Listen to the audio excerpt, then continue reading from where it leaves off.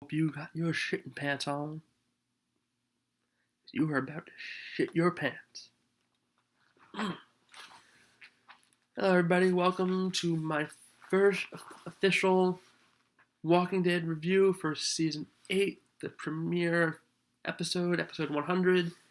To celebrate, we got a brand new Lucille. It's a, I guess, kind of recently released Take It Like a Champ edition. Well, blood splatter. Alright. So, I'll be going as Negan in this Halloween. I have the whole get up already, so I might as well.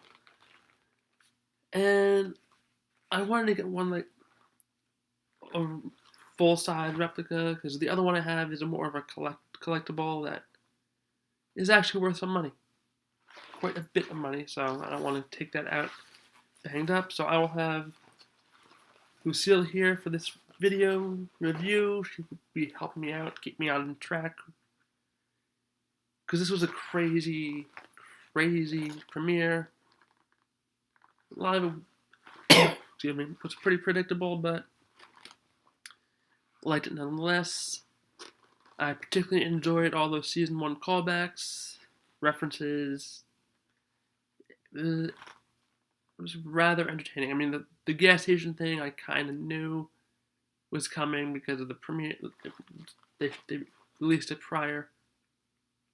But what I did not know was that the little girl walker that Rick killed, his first walker kill in the series, that actress made an appearance in the episode in that scene after Rick scares away the traveler.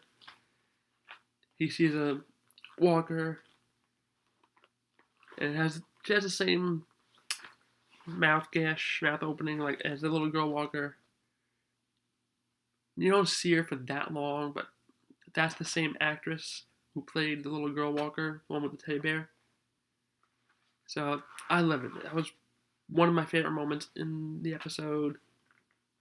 What other callbacks were there?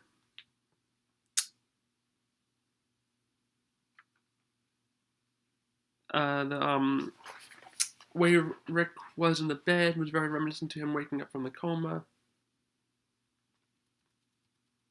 The clock in the first episode and the watch now, so it's a lot of stuff came full circle, as well as the ending shot with the aerial view of the walkers trying to get into where Negan and Father Gabriel were. Spoiler alert.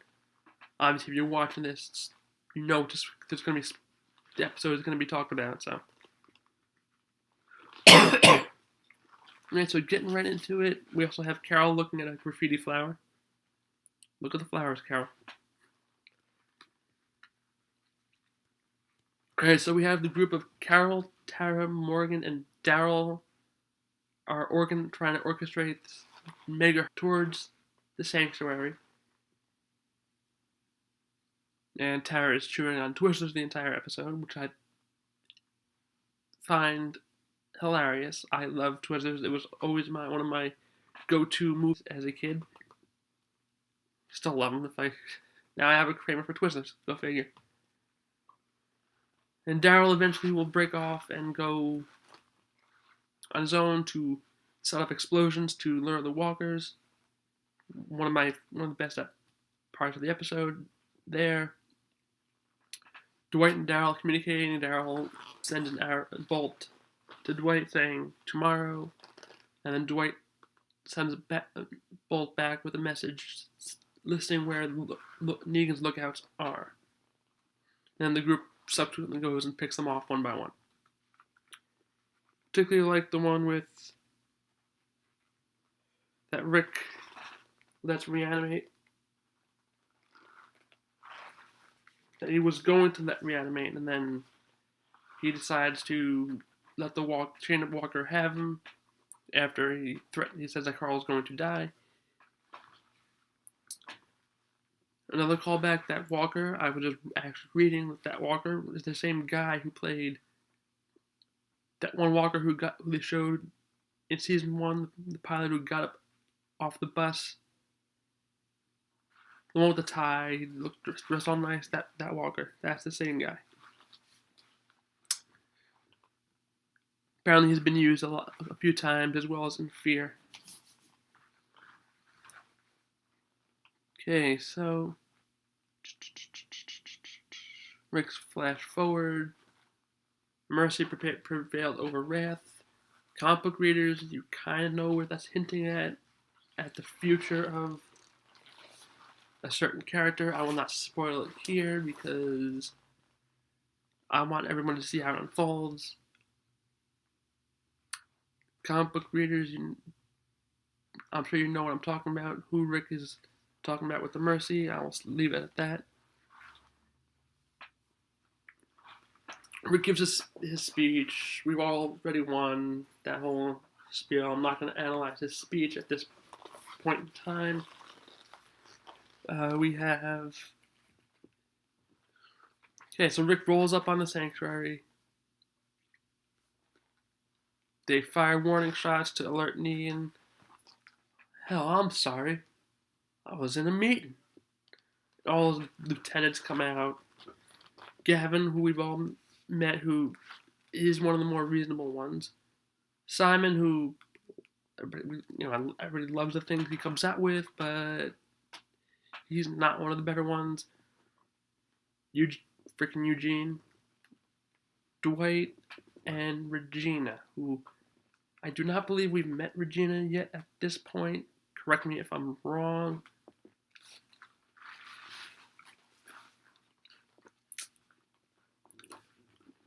So Rick offers them a chance to surrender and be spared, with the exception of Negan. You already know what's going to happen.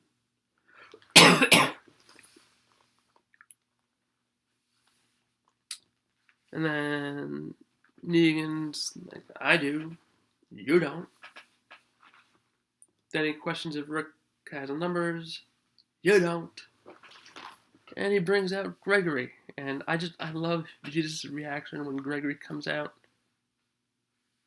Of course that's where he went. Like, they knew it. They knew he was gone. They knew he wasn't. They knew he went to the Sanctuary. He's Negan's biggest fanboy, of course. And him and Simon have this weird romance thing going on there, so whatever floats your boat, man. Not judging, I already knew you were a coward. Doesn't change my opinion of you. And I love how Eugene tries to talk, and then Rick's like, Rick, I would be remiss. Like, shut up. I know who you are.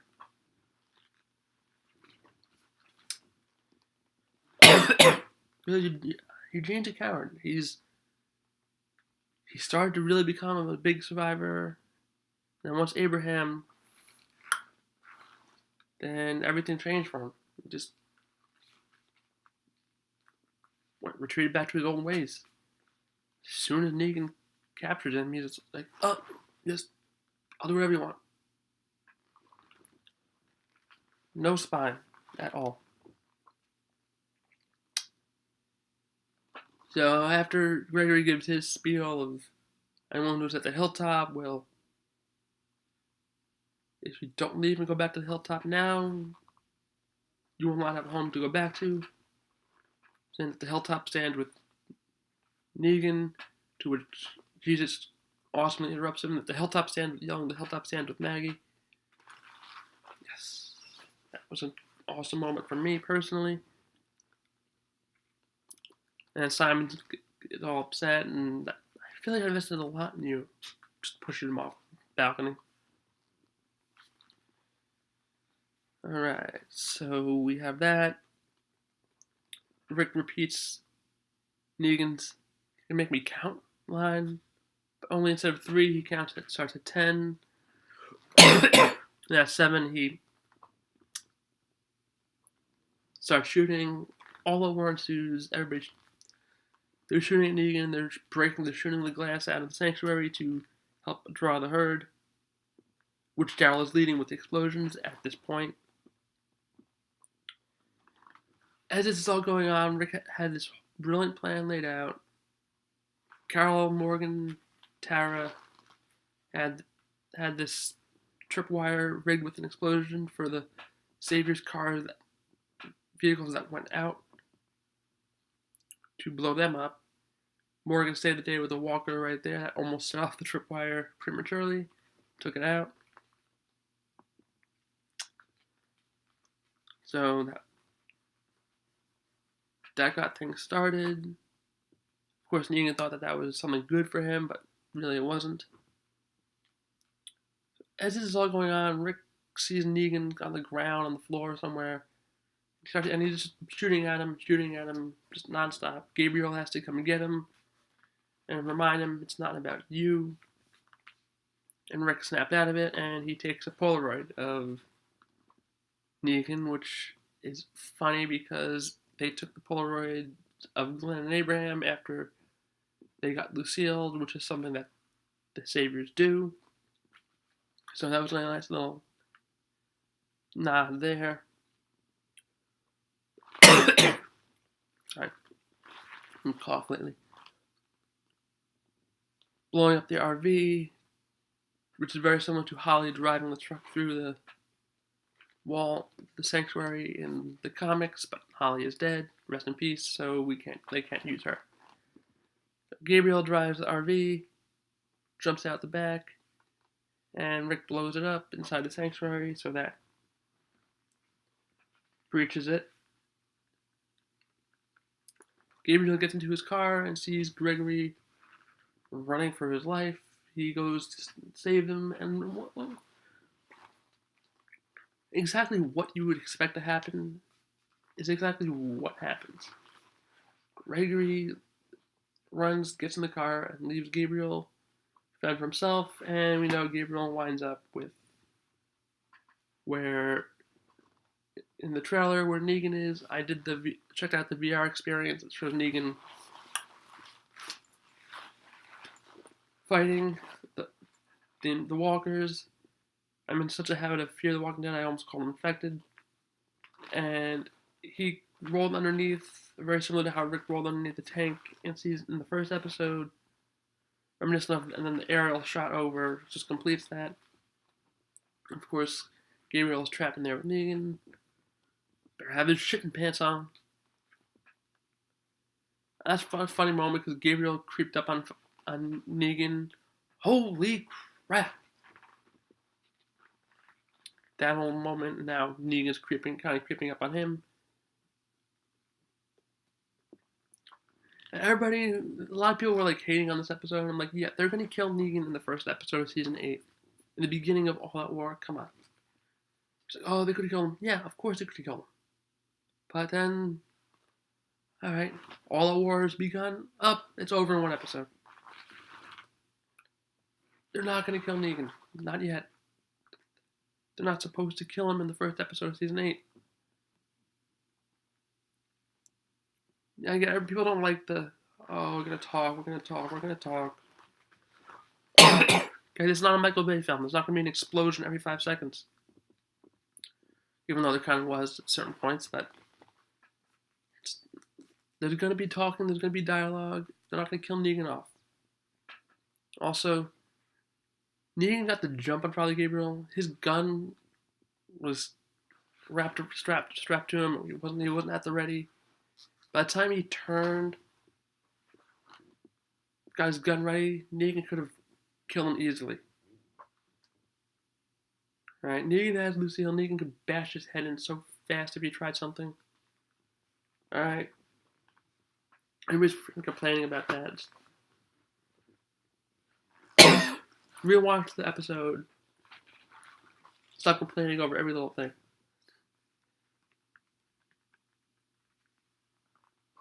So the explosion at urgent care spot where they were going to kill this one savior, but he gets away, throws a grenade, blows up a hole. And that's Carol, Ezekiel, and them. They get pinned at the... So next episode they're going to be fighting the walkers. Alright, and that's it. I believe... there's so much in this episode. I'm probably missing stuff, but please let me know if I am. Covered the callbacks. I covered the war. I love how nobody left from the hilltop after Gregory made his little speech. I also love what Negan's like, you can go back to sorting wheat and shit, or whatever the hell you people do.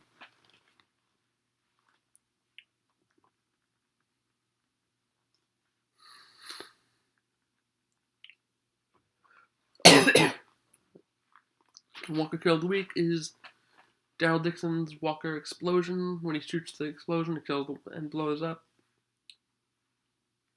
Blows up the Walker. I like that. Top 5 moments. 5 is the Gregory thing, because that was so spot on from the comics. Only difference is in the comics, 8 people from the hilltop leave. Nobody leaves in the show. 4, Daryl explosions leading the herd. 3, all the season 1 callbacks and references. Carl left the food for the guy, and it's nice to see he's still alive. And the orange backpack is significant because when we first saw it, they left that guy for dead, he died. Now it's symbolizing hope and optimism instead of death and sacrifice. So I like that moment. Carl going back after the gas can run in the beginning. So it was a nice reference to Rick getting gas in the first episode. 2, Dwight alerting Rick to Negan's lookouts. And 1, beginning of All Out War. Loved it, my favorite story arc in the comics, and I can't wait for it to all play out in the show. Can't wait for Sunday. I am super pumped for this whole season, and I'm ready for All Out War to just be in the entire season. I don't think it'll be longer than that. I wouldn't be upset if it was, but I think it'll pretty much be just a full season. I'm going to give this episode a 10 out of 10. Just thought it was perfect all the way around. I loved it. Disagree with me, that's fine. We're all entitled to our own opinions. And for those who are wondering about Fear, I did watch the remaining episodes I was behind on. I did enjoy them, even though parts of it were very predictable. But I will go over that at some point. First, I gotta do my prediction for next week of The Walking Dead, because we are back in full swing. I love the 2-hour Talking Dead. Merle was back. Merle was on it. Sasha, Herschel, Beth, T-Dog. Man. So, I will have predictions up shortly after this. And, yeah, the usual schedule is back on. So, till then, yep, I love the premiere. Tremendous episode. Greg Nicotero is a genius. Even though he can't remember certain things, like I believe it was him who referenced Andrea putting down the walker that bit Amy. She did not. That was Greg Nicotero who did that, so he should know that it was Jim who put that walker down, not Andrea. Andrea was too busy holding Amy. So, I don't know why that always makes me laugh sometimes. Alright, that's going to do it for this video, and I will see you in my predictions for episode 2. Peace out, everyone. Jerry. I love Jerry bringing out the cobbler in Talking Dead. Special. That was funny. He had a little moment with Nina that was pretty funny. There were a lot of little moments. Eric praying and Aaron talking. Everybody catching up with everybody. But hope you got your shitting pants on. It's going to be a long season.